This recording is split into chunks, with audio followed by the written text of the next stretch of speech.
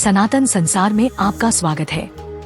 नासदीय सूक्त एक ऐसा मंत्र है जो ब्रह्मांड की उत्पत्ति, अस्तित्व की प्रकृति और सृष्टि के रहस्यों के बारे में गहन प्रश्न उठाता है। हिंदू धर्म के सबसे पुराने और सबसे पूजनीय ग्रंथों में से एक ऋग्वेद में रचित यह मंत्र अपने चिंतनशील स्वर और अमूर्त अवधारणाओं की खोज के लिए जाना जाता है, जिन्हें समझना आसान नहीं है। अन्य सृजन मंत्रों के विपरीत जो अधिक निश्चित कथाएं प्रस्तुत करते हैं, नासदीय सूक्त अपनी सट्टा प्रकृति के लिए जाना जाता है, जो वास्तविकता के मूल में दार्शनिक जांच को मूर्त रूप देता है। क्या आप जानते हैं कि अल्फा टब नामक एक मंच और एक उत्पाद है जो आपके बच्चे को कम उम्र में ज्ञान और शब्दावली के बारे में बहुत कुछ सीखने में मदद करता है। अंत में एक आश्चर्य के लिए बने रहें।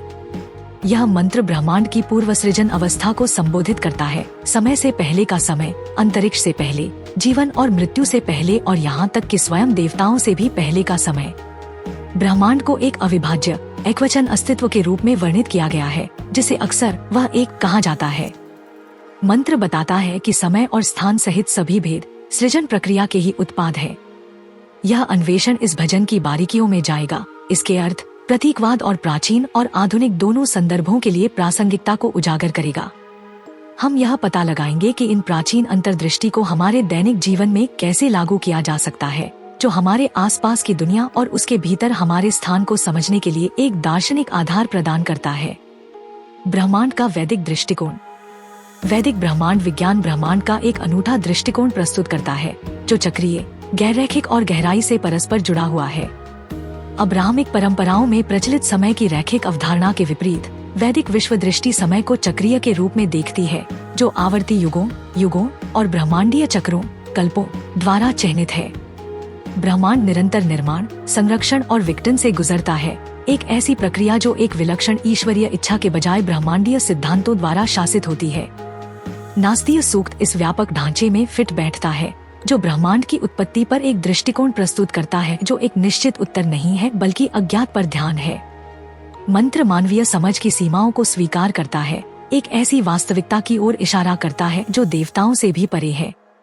सृजन पूर्व अवस्था।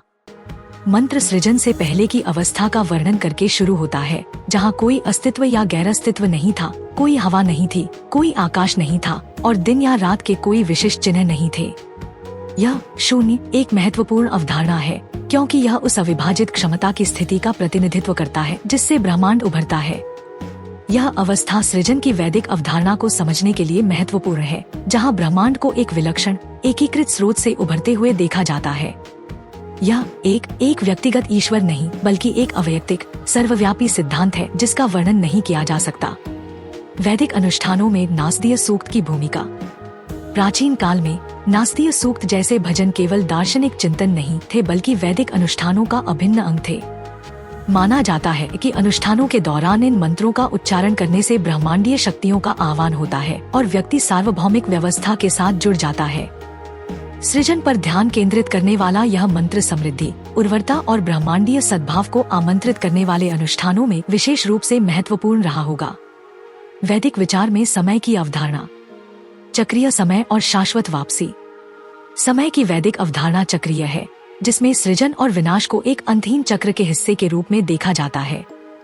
यह चक्र युगों के बीतने से चिह्नित होता है, 4 युग जो सद्गुण और ब्रह्मांडीय व्यवस्था में क्रमिक गिरावट का प्रतिनिधित्व करते हैं। प्रत्येक युग के बाद विघटन की अवधि होती है, जिसके बाद चक्र फिर से शुरू होता है। नासदीय सूक्त खुद को इस चक्र की शुरुआत में रखता है, एक ऐसी स्थिति में जहां समय अभी तक प्रकट नहीं हुआ है।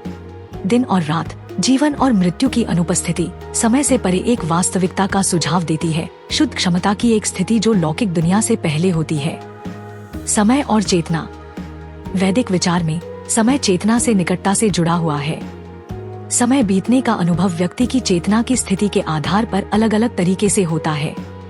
उदाहरण के लिए, ध्यान की अवस्था में समय धीरे धीरे चलता है, जहां मन स्थिर होता है, और जब व्यक्ति किसी गतिविधि में लगा होता है तो तेजी से चलता है। नासदीय सूक्त समय से परे चेतना की एक अवस्था का संकेत देता है, जहां एक कालातीत, शाश्वत वर्तमान में मौजूद होता है। इस विचार का हमारे अपने जीवन को समझने के तरीके पर गहरा प्रभाव पड़ता है। माइंडफुलनेस या ध्यान की अवस्था विकसित करके हम एक ऐसी वास्तविकता का अनुभव कर सकते हैं जो समय के सामान्य प्रवाह से परे है, जो हमें ब्रह्मांड के मूल में स्थित शाश्वत सिद्धांतों से जोड़ती है। आधुनिक जीवन के लिए प्रासंगिकता। ऐसी दुनिया में जहां हम लगातार समय के विरुद्ध भाग रहे हैं, समय की वैदिक अवधारणा एक अलग दृष्टिकोण प्रदान करती है। समय की चक्रीय प्रकृति को अपनाकर हम शांति और उद्देश्य की गहरी भावना पा सकते हैं। समय को प्रबंधित किए जाने वाले सीमित संसाधन के रूप में देखने के बजाय हम इसे एक लयबद्ध पैटर्न के रूप में देख सकते हैं, जो नवीनीकरण और विकास के अवसर प्रदान करता है। हवा रहित सांस के आध्यात्मिक निहितार्थ। एक की सांस। वाक्यांश, उसने बिना हवा के अपने आवेग से सांस ली, नासदीय सूक्त में सबसे रहस्यमय पंक्तियों में से एक है। यह अस्तित्व के एक ऐसे रूप का सुझाव देता है जो आत्मनिर्भर है, हवा या प्राण, जीवन शक्ति जैसी बाहरी शक्तियों पर निर्भर नहीं है। यह सांस लेने की शारीरिक क्रिया नहीं है, बल्कि परम वास्तविकता की स्वयं अस्तित्व वाली आत्मनिर्भर प्रकृति का एक रूपक है। वैदिक दर्शन में सांस, प्राण को अक्सर जीवन और चेतना से जोड़ा जाता है। यह तथ्य कि एक बिना हवा के सांस लेता है, चेतना की एक ऐसी स्थिति का सुझाव देता है जो भौतिक से परे है, एक शुद्ध अविभाजित जागरूकता जो भौतिक दुनिया से स्वतंत्र रूप से मौजूद है। वैदिक विचार में प्राण की भूमिका। प्राण वैदिक विचार में एक केंद्रीय अवधारणा है जो ब्रह्मांड में व्याप्त जीवन शक्ति का प्रतिनिधित्व करती है। यह सभी जीवित प्राणियों में मौजूद है और सभी शारीरिक और मनोवैज्ञानिक कार्यों के पीछे प्रेरक शक्ति है। नासदीय सूक्त के संदर्भ में एक की हवा रहित सांस को प्राण के एक ऐसे रूप में देखा जा सकता है जो भौतिक से परे है, एक शुद्ध जीवन शक्ति जो भौतिक दुनिया से स्वतंत्र रूप से मौजूद है। योग और ध्यान के लिए निहितार्थ। हवा रहित सांस की अवधारणा का योग और ध्यान जैसी प्रथाओं के लिए महत्वपूर्ण निहितार्थ है। योग दर्शन में लक्ष्य अक्सर सांस को स्थिर करना और मन को शांत करना होता है, जिससे शुद्ध जागरूकता की स्थिति प्राप्त होती है। यह अवस्था नासदीय सूक्त की हवा रहित सांस के समान है, जहां व्यक्ति शाश्वत अविभाज्य चेतना से जुड़ता है जो सभी अस्तित्व का आधार है। व्यावहारिक रूप से यह सुझाव देता है कि गहन ध्यान और नियंत्रित श्वास तकनीकों का अभ्यास करके हम चेतना की एक ऐसी स्थिति का अनुभव कर सकते हैं जो सामान्य से परे है, जो हमें परम वास्तविकता से जोड़ती है। दिन और रात, जीवन और मृत्यु का प्रतीकवाद। द्वैत का अभाव।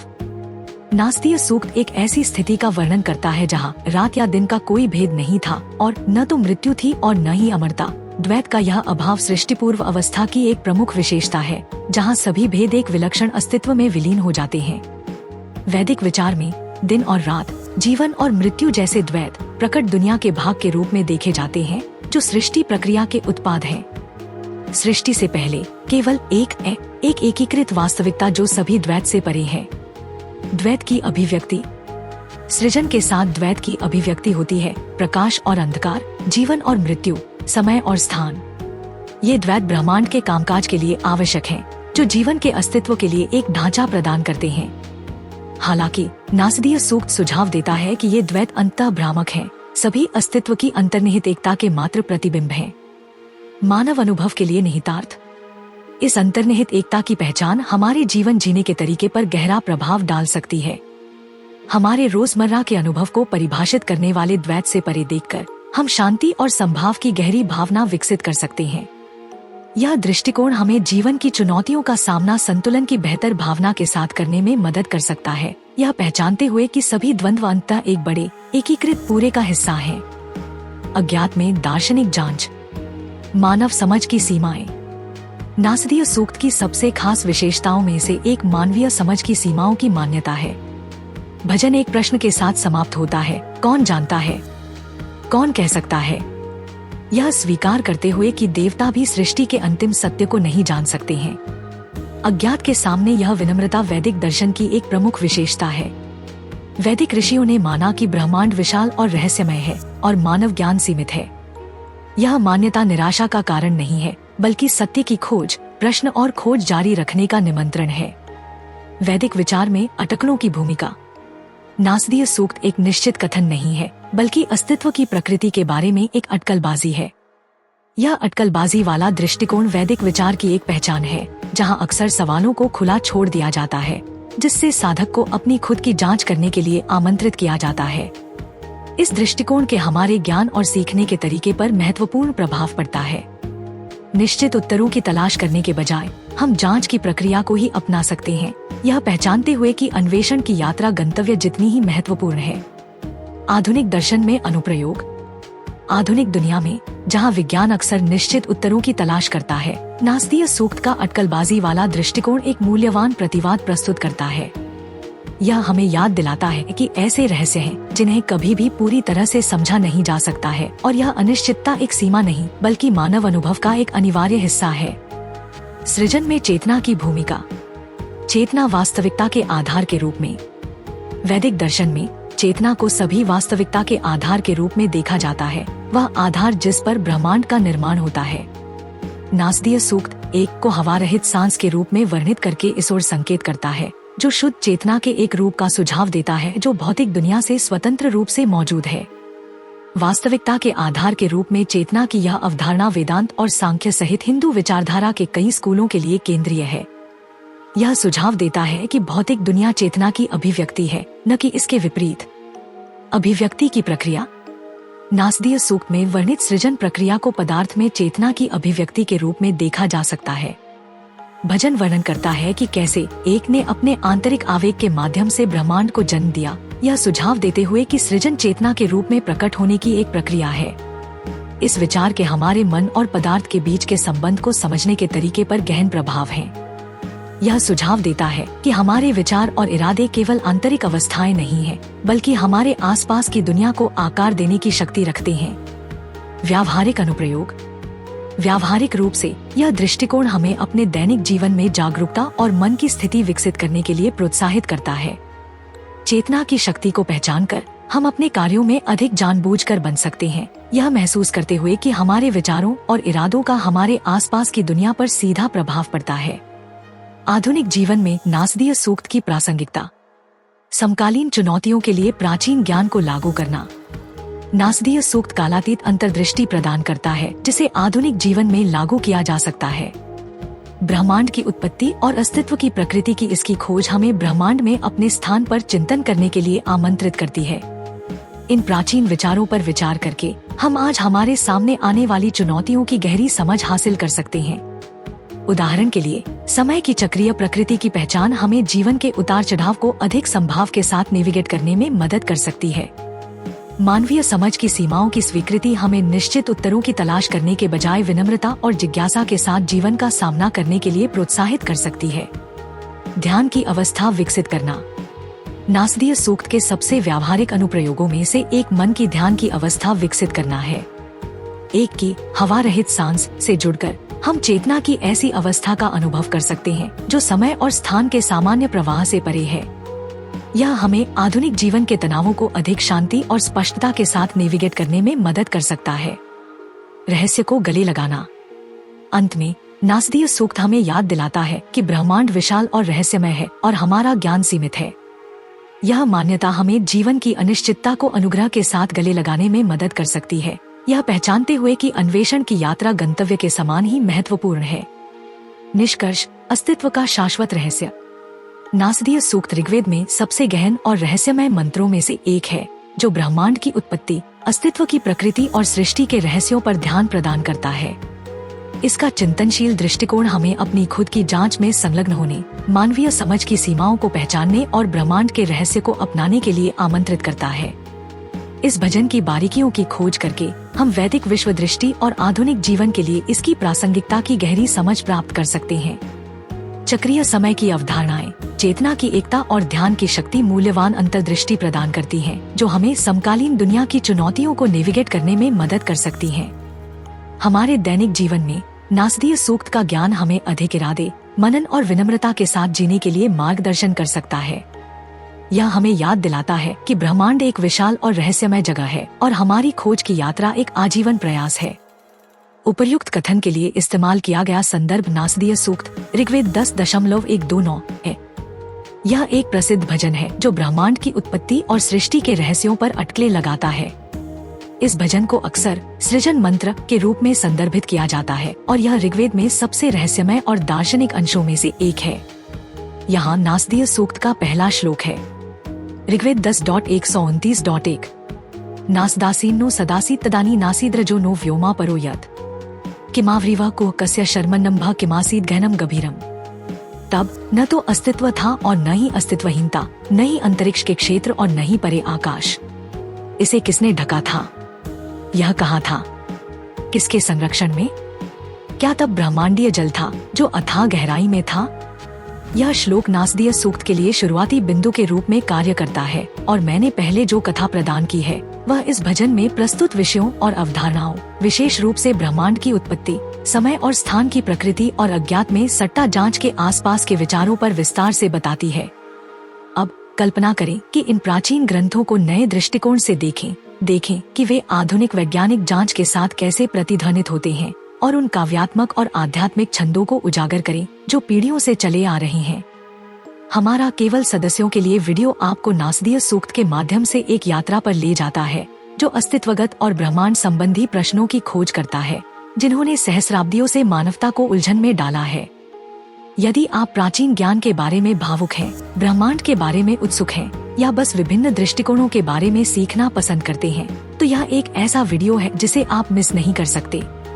यह गहन व्याख्याओं, मूल संस्कृत छंदों और उनके अनुवादों से भरा हुआ है जो आपको एक समृद्ध और व्यावहारिक अनुभव प्रदान करता है।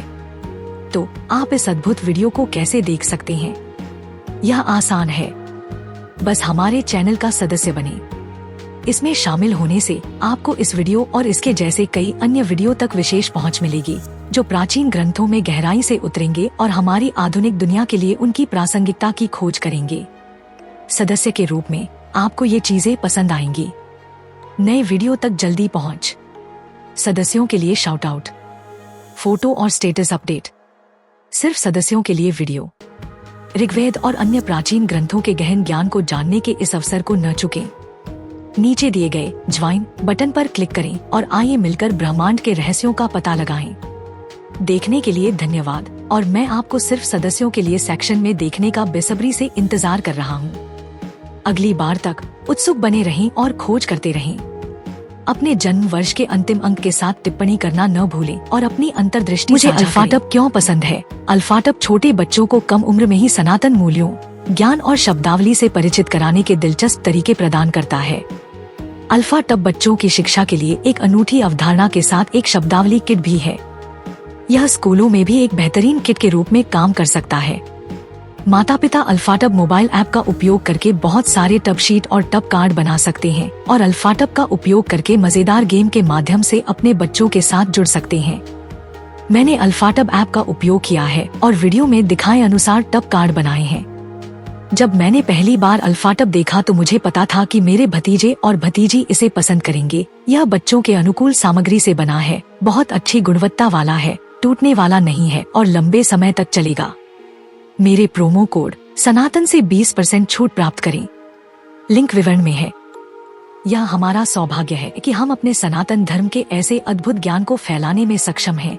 हम चाहते हैं कि आप अधिक से अधिक लोगों तक पहुंचने में आपकी मदद करें ताकि वे हमारे धर्म के बारे में जान सकें। हमारा आपसे अनुरोध है कि हमारे वीडियो को अधिक से अधिक लोगों तक साझा करें। कृपया हमारे अन्य वीडियो देखें। सनातन इतिहास के अधिक वीडियो के लिए सनातन संसार आई की सदस्यता लें।